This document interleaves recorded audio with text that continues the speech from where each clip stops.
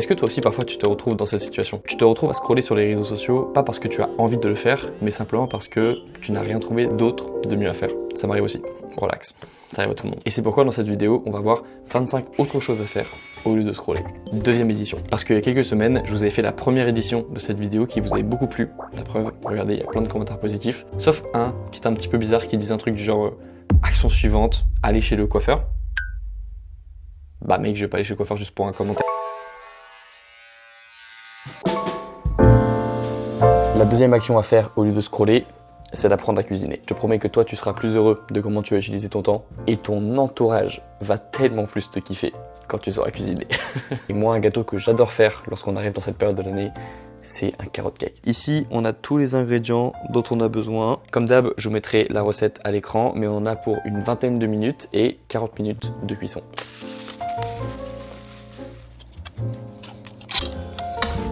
Là, ça commence à ressembler à quelque chose.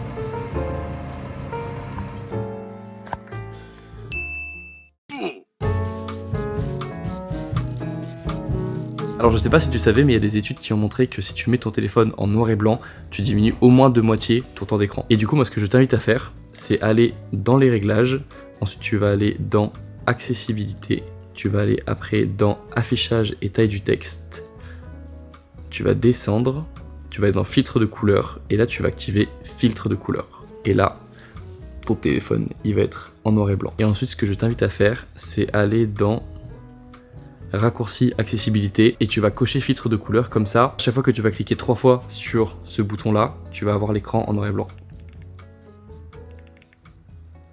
Essaye, tu verras, ça marche. Oui, je dis bisous les parents. Bisous, je vous aime. Oui, on t'aime aussi mon chéri. Bisous. Bon plaisir. Au revoir. Bisous les parents, bisous. Ah, j'ai pas dit je t'aime, j'ai dit je vous aime.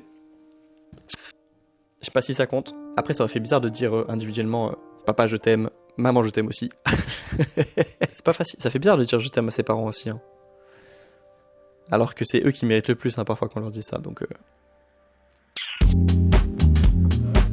Est-ce que vous connaissez le concept des run clubs? En gros, c'est un concept qui se développe beaucoup à l'international où tu vas avoir des gens qui vont se réunir chaque semaine pour courir dans un endroit précis. Et moi, vous savez, la course à pied, c'est un sport que je pratique sérieusement depuis plus d'1 an, qui m'a beaucoup apporté dans ma vie. J'ai couru mon premier marathon cette année, j'ai couru un semi-marathon il y a quelques semaines, on en reparlera plus tard dans la vidéo. Et en ce moment, je cours même tous les jours. Genre vraiment tous les jours, je cours. Et j'aime trop ça. Personne ne me force. Je vous assure. À l'aide. Non, vraiment, la course à pied, pour moi, c'est devenu une passion et c'est un truc que je veux inciter le plus de personnes possible à faire. Et c'est pourquoi aujourd'hui, j'ai ouvert mon Run Club.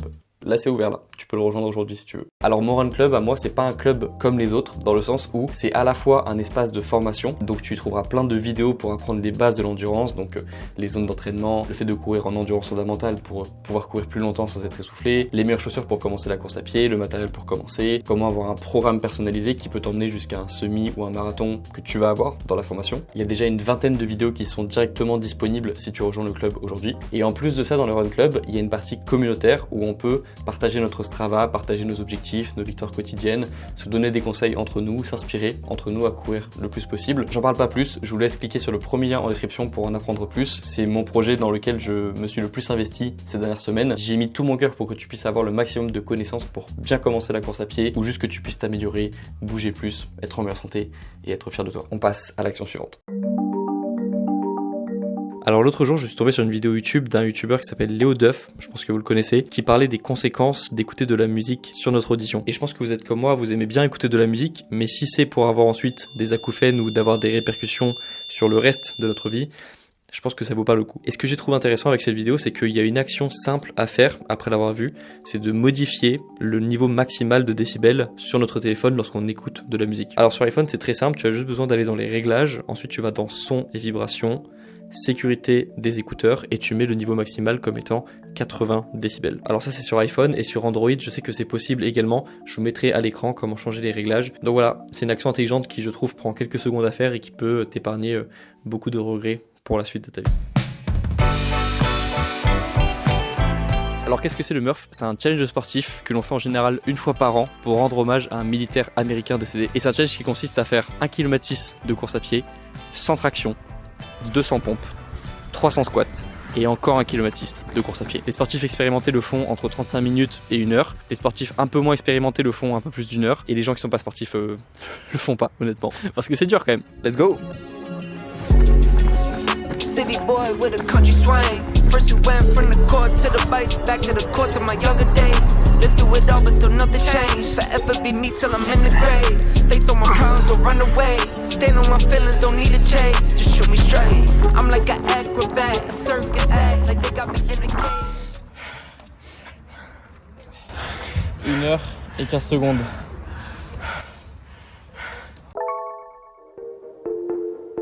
Alors ça, c'est une petite astuce pour les gens qui sont au lycée et en études supérieures, c'est de créer un compte chez Unidays. En gros, c'est un service qui te permet d'avoir 5 à 10 à 15, 20% de réduction sur plein de marques différentes. Je vous mettrai toutes les marques à l'écran avec lesquelles ils collaborent. Et moi, à l'époque, lorsque j'étais étudiant, j'utilisais beaucoup Unidays justement parce qu'ils étaient partenaires avec Gymshark. Et ceux qui suivent la chaîne depuis longtemps savent que c'est une marque chez laquelle j'ai beaucoup commandé. Et à chaque fois, chez Gymshark, ils n'avaient pas de code promo, les influenceurs, ils n'ont pas de code promo.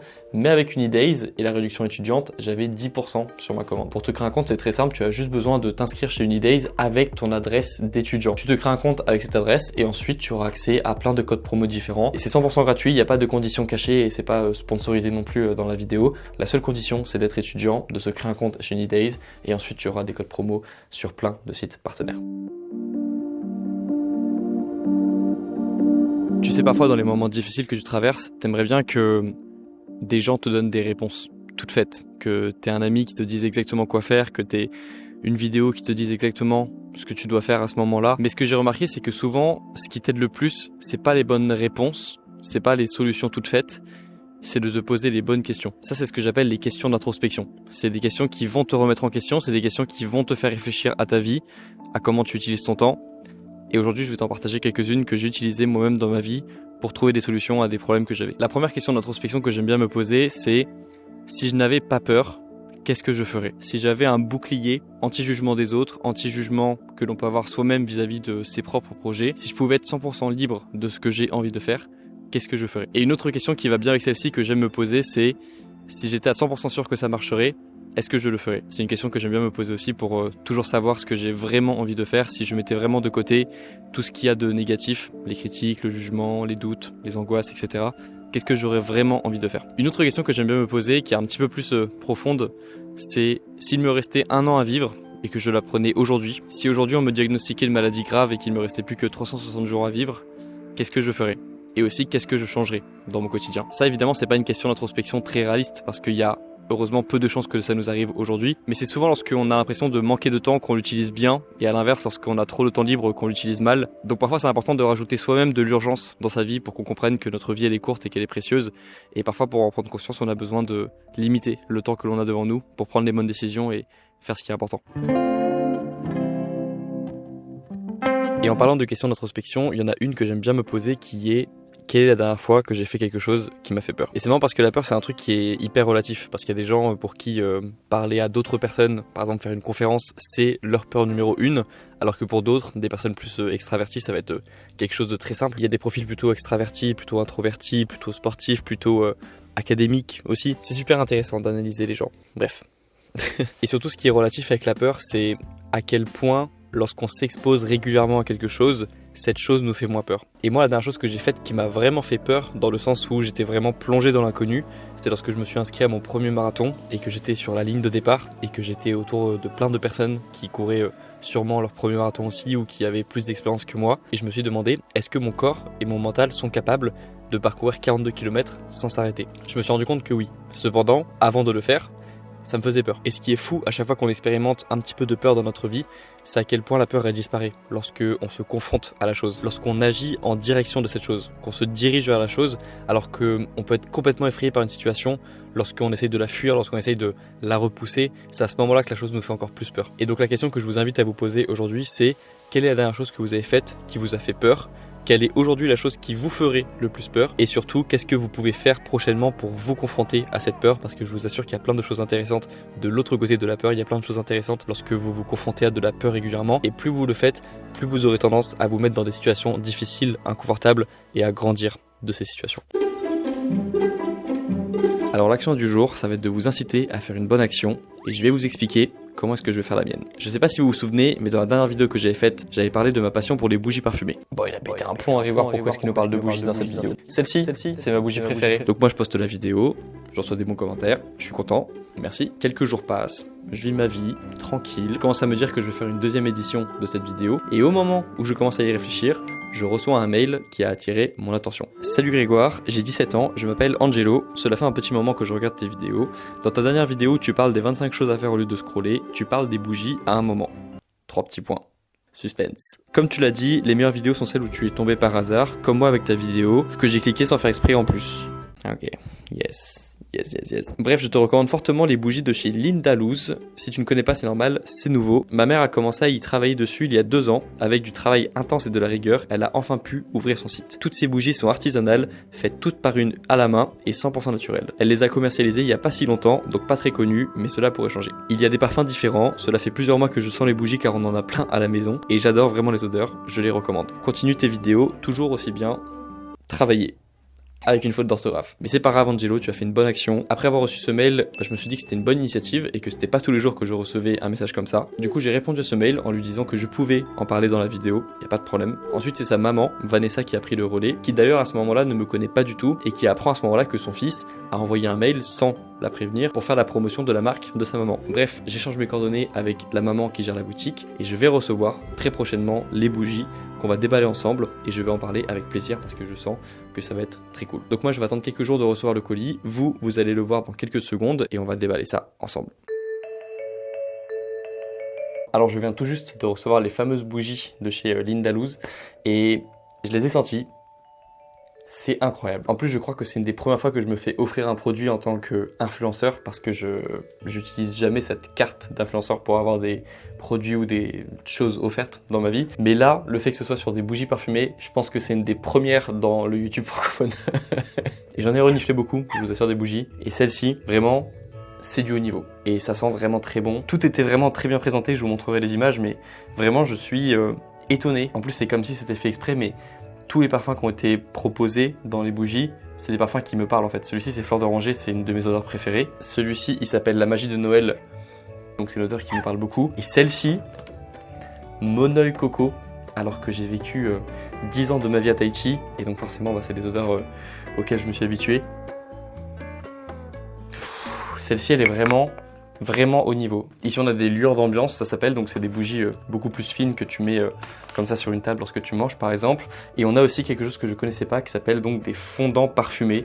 Donc ça, c'est pareil, ça sent extrêmement bon. Limite on a envie de les manger tellement ils sont beaux. Et celle-ci je vais la garder en cadeau pour ma maman tellement elle est bien présentée. Je sais pas quoi vous dire à part que faites-moi confiance sur le fait que ça sent vraiment très bon et que en plus c'est un prix abordable je trouve par rapport à d'autres bougies hyper connues comme Diptyque etc. qui ont forcément où on paye la marque aussi. C'est vraiment des bougies qui sentent extrêmement bon et je sais qu'en ce moment c'est des périodes de Noël etc. C'est une bonne période pour offrir ce genre de produit. Moi c'est un produit qui me fait extrêmement plaisir, si on me proposait ça à Noël je serais très heureux et je pense que ce sera le cas aussi de personnes autour de vous ou même pour vous faire un propre cadeau. Donc non seulement je vous incite à commander sur ce site parce que vraiment j'ai été très bien reçu chez eux, j'ai été vraiment gâté pour le coup, ça me fait très plaisir donc merci à l'équipe, donc à Vanessa qui gère ça et à son fils qui m'a contacté par mail sans que sa mère le sache. Je trouve ça très marrant comme histoire. Et moi ce que je vais faire également c'est que je vais vous offrir un cadeau également, je vais vous offrir un bon d'achat chez Lindaluz pour que vous aussi vous puissiez avoir votre bougie ou que vous puissiez en offrir à vos proches pour Noël.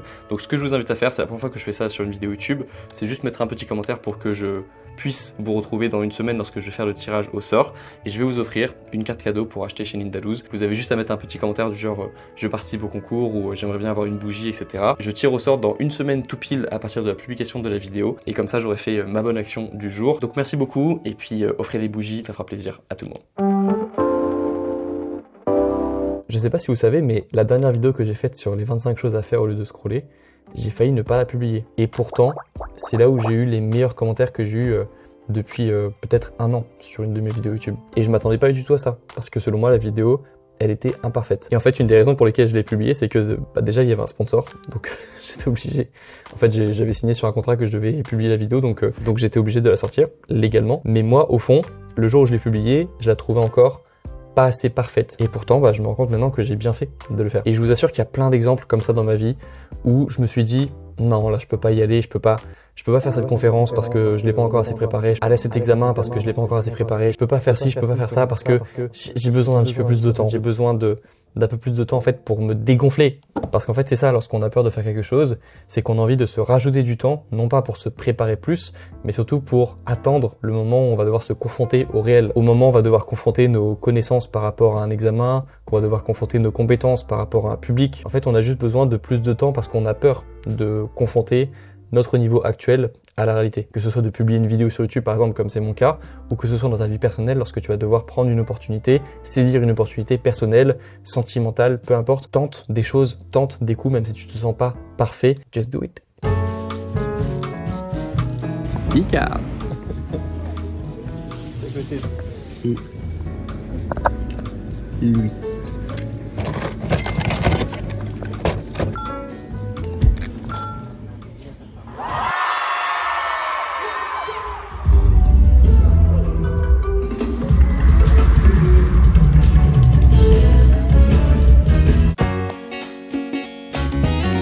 Ok, alors aujourd'hui, j'ai reçu un colis spécial que j'attendais depuis longtemps. C'est un bureau assis debout et ça va m'aider à être plus productif. Alors vous savez, je vous ai déjà parlé du livre Atomic Habits de James Clear, qui est un petit peu le livre de référence en matière de création d'habitudes, changer d'identité, devenir une nouvelle personne. Et je pense que pour favoriser un comportement, il faut favoriser l'environnement qui va nous aider à faire plus ce comportement. Autrement dit, plus ton environnement sera poussé vers un comportement, plus tu vas naturellement faire ce comportement sans t'en rendre compte. C'est pour ça qu'on conseille aux personnes qui ont envie de moins manger, d'avoir moins de nourriture en visuel, qu'on conseille aux personnes qui veulent faire du sport de se mettre en tenue de sport ou d'avoir toujours une tenue de sport prête pour favoriser le comportement. Et moi, aujourd'hui, pour avoir plus envie, et pour reprendre mon exemple aujourd'hui, si j'ai envie de passer plus...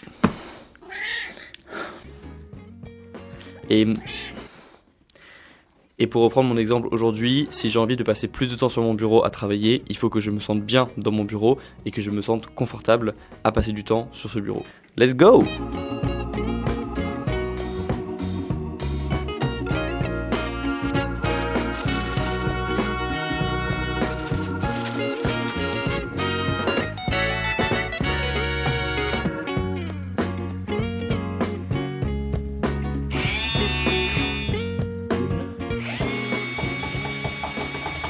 A few moments later. Mesdames et messieurs, je suis fier de vous montrer le résultat final. Attention, c'est le moment de vérité.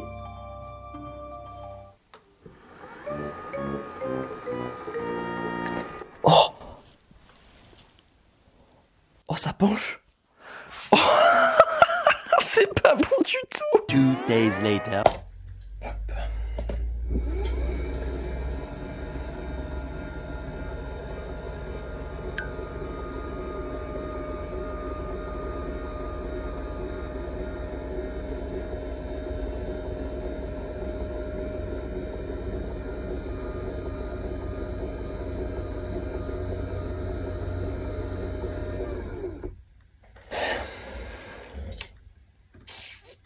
Ne vous inquiétez pas, j'ai trouvé la solution.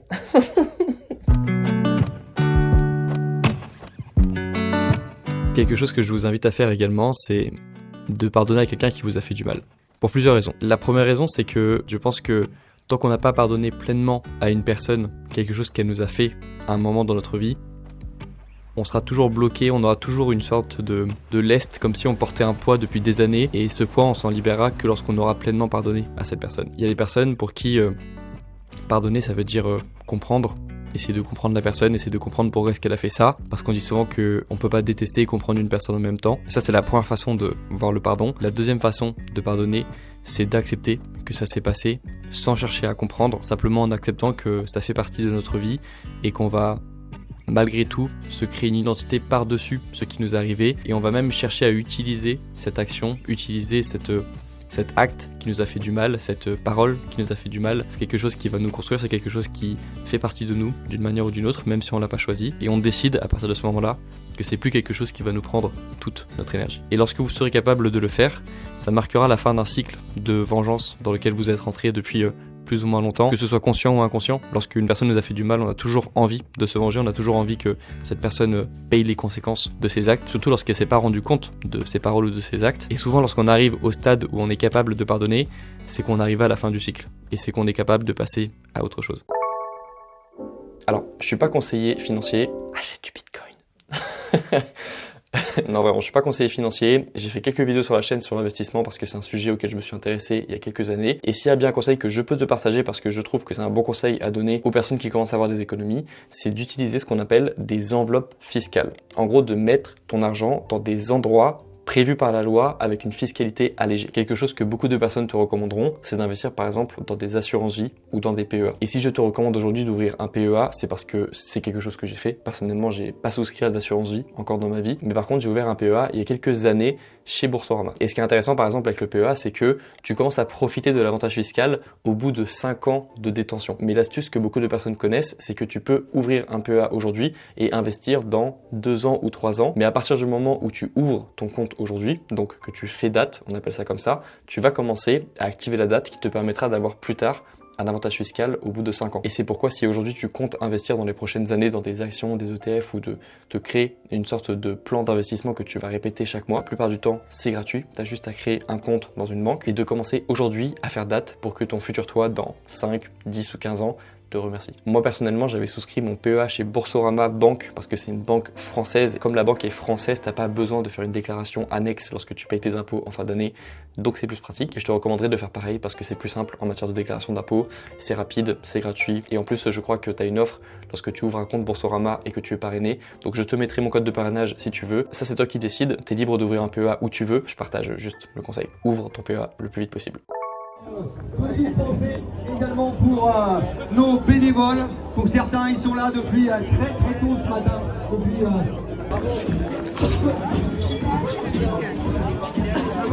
Merci beaucoup. Alors, pour tous ceux qui ont terminé, bien sûr, on va vous demander d'avancer un petit peu, de faire encore quelques mètres après la ligne d'arrivée de façon à aller au ravito. Alors il n'y a pas beaucoup d'objets qui sont vraiment indispensables pour moi où je me sens mal si je les ai pas ou si je les ai perdus quelque part. Et récemment, il y a un objet qui est apparu dans ma sélection d'objets importants et c'est la brosse à dents. Mais pas n'importe laquelle, c'est une brosse à dents électrique. C'est pas une vidéo sponsorisée, hein. J'ai vu que récemment il y avait Oral-B qui sponsorisait des vidéos YouTube. Moi c'est pas le cas, c'est juste vraiment un objet que j'apprécie et qui est devenu important pour moi. Je sais aussi que c'est recommandé par des dentistes d'avoir des brosses à dents électriques parce qu'apparemment ça te permet de brosser plus en profondeur tes dents sans abîmer tes gencives. En gros ça permet de brosser tes dents avec le bon geste, donc avec des ronds plutôt que de le faire comme ça. Lorsque tu le fais toi-même en général c'est le geste que tu fais. Et j'ai appris récemment qu'il faut faire attention à ces gencives parce que tu peux pas les réparer une fois qu'elles sont détruites, tu peux faire des greffes de gencives. J'ai appris qu'il y avait des trucs comme ça, des trucs de fou. Donc voilà, pour moi c'est vraiment un petit investissement qui est intéressant à faire. Ça rend le brossage des dents plus agréable et en plus ça protège tes gencives. Mesdames et messieurs, bienvenue dans cet atelier de découverte de parfums. Je serai votre guide et laissez-moi vous présenter ma gamme de parfums. Après vous avoir parlé de ma passion pour les bougies parfumées, me revoilà à vous parler de ma passion pour les parfums parfumés. Tout ce qui sent bon en fait. Le mec il veut tout ce qui sent bon quoi. Il s'arrête pas quoi. Il est complètement fou. Mais il sent bon. Il est fou mais il sent bon. Ça s'arrête jamais. Alors déjà pourquoi est-ce que c'est important de s'intéresser aux parfums selon moi? C'est important parce qu'on se sent bien avec des parfums, on sent bon, donc on a plus confiance en soi. Et en plus de ça, c'est un objet qui crée des souvenirs. Les souvenirs qui restent le plus longtemps, ce sont les souvenirs associés à l'odeur. Et je sais pas vous mais plus je grandis et plus je trouve que des parties de ma vie sont floues. Et je trouve que le fait de retrouver des odeurs qui me rappellent ces parties de ma vie, ça rend mes souvenirs un peu plus intenses. Ça c'est la première raison pour laquelle je m'intéresse au parfum, c'est le rapport aux souvenirs que ça me donne. Et la deuxième raison, c'est juste que c'est trop agréable d'avoir des odeurs que tu aimes bien autour de toi au quotidien. En fait, ce qui est super intéressant avec les parfums, c'est qu'il y en a pour tous les goûts. C'est-à-dire qu'il y a des parfums plutôt d'été, comme celui-ci qui est assez frais. Il y a des parfums plutôt d'hiver, comme celui-ci qui a des notes différentes, un petit peu plus sucrées, un petit peu plus caramélisées. En général, vous le voyez avec la couleur des parfums. Il y a des parfums plutôt bleus, frais pour l'été, et des parfums plutôt d'hiver qui ont des couleurs plutôt orangées, noires, marron. Et en fait, ce que j'ai remarqué avec les parfums, c'est que souvent, les odeurs que l'on apprécie, ce sont des odeurs que l'on a eues beaucoup lors de notre enfance. Par exemple, de mon côté, mes parents, ils ont toujours mis un petit peu d'eau de Cologne partout dans la maison. Je sais pas si vous voyez à quoi ça ressemble, je vais vous montrer. Je sais que dans ma famille, lorsque je rentrais chez moi, il y avait souvent un petit peu d'eau de Cologne sur les draps, des endroits de la maison, etc. Et ça, souvent, c'est une odeur un petit peu citronnée.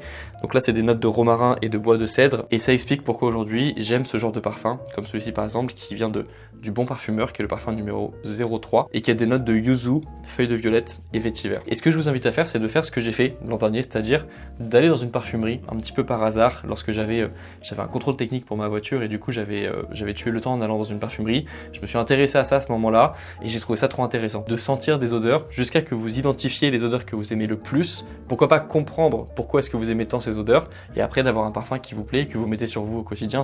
Pour moi, c'est vraiment ce genre de truc qui rend les journées un petit peu plus belles. Et moi, c'est ce que j'ai fait. J'ai commencé par aller dans une parfumerie un petit peu par hasard. J'ai pris un parfum qui était celui-ci, le Aqua de Gio de Giorgio Armani. Puis après, on finit par avoir des parfums pour le sport, des parfums pour le jour, des parfums pour la nuit, des parfums pour des soirées spéciales. Voilà, ça donne ça après. Et du coup, si je vous décris très rapidement les parfums que j'ai devant moi, ici c'est le Allure Homme Sport Eau Extrême de Chanel que je mets pour le sport. Celui-ci c'est le Ocean Luna Rossa de chez Prada, qui est un parfum qui m'a beaucoup étonné lorsque je l'ai senti. J'avais jamais senti un parfum qui sentait comme ça. Celui-ci c'est le Valentino Born in Roma, très facile à aimer, une note de vanille qui est super intéressante à sentir et qui est incroyable. Celui-ci c'est le Azzaro The Most Wanted pour homme. C'est celui qui fait le plus l'unanimité de tous mes parfums. Celui-ci, je connais aucune personne qui l'a senti et qui m'a dit oh, j'aime pas trop. Celui-ci très connu également, La Nuit de l'Homme de chez Yves Saint Laurent. Le 003 du Bon Parfumeur, qui est un parfum très frais également, qui me rappelle l'eau de Cologne. Sauvage Elixir de chez Dior. Why de Yves Saint Laurent, qui est un parfum aussi très frais, très facile à aimer. Myself de Yves Saint Laurent, eau de parfum avec une note de fleur d'oranger que j'aime beaucoup et que je ressens beaucoup dans celui-ci. Et puis le Aqua di Gio qui a commencé un petit peu cette frénésie des parfums. Et donc voici pour cette initiation au parfum. Aujourd'hui, on va pas écouter les albums de notre enfance comme dans la dernière vidéo, mais on va écouter une chanson qui est très particulière. Je sais pas si vous la connaissez. Elle s'appelle Canon de Pachelbel. En gros, c'est une musique qui est réputée déjà pour être une des plus belles musiques au monde. C'est une musique qui est beaucoup utilisée à des mariages, et c'était le cas d'ailleurs du mariage de mes parents. Donc on va l'écouter ensemble. Si c'est la première fois que vous l'écoutez, bah tant mieux. Et sinon, ce sera toujours une bonne raison d'écouter cette belle musique.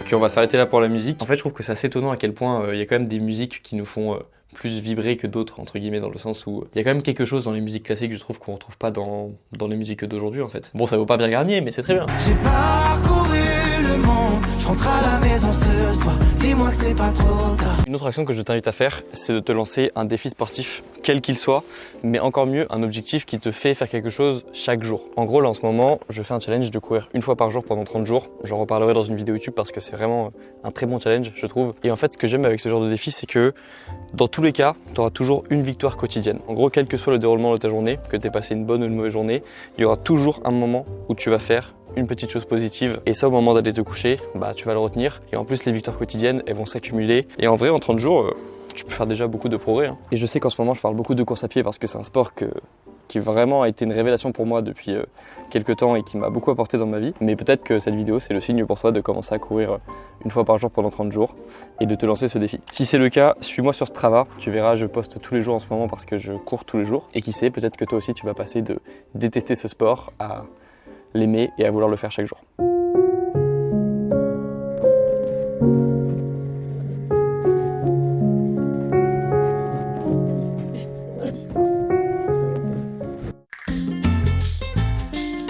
L'action suivante, ça va être d'apprendre à faire de belles photos. Personnellement, c'est pas un domaine dans lequel je suis très bon parce que les dernières photos de ma pellicule, elles ressemblent à ça.